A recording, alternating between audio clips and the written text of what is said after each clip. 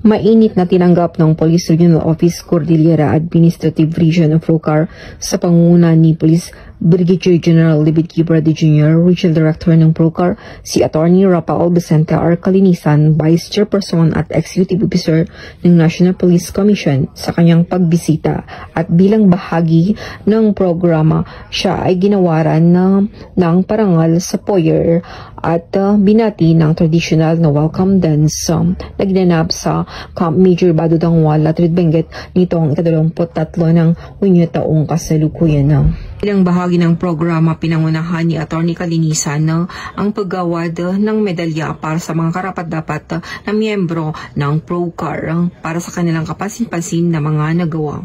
Sa kanyang mensahe, sinabi ni Atty.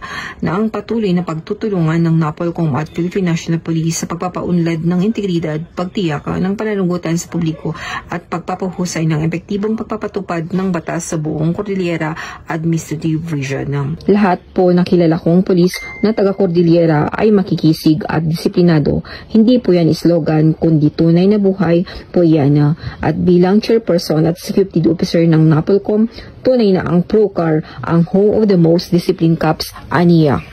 Mula dito sa La Trinidad Benguet, Region ng Cordillera, ito ang iyong PNN correspondent, Police Master Sergeant Lenny Valerio. Alagad ng batas, tagataguyod ng Balitang Pulis.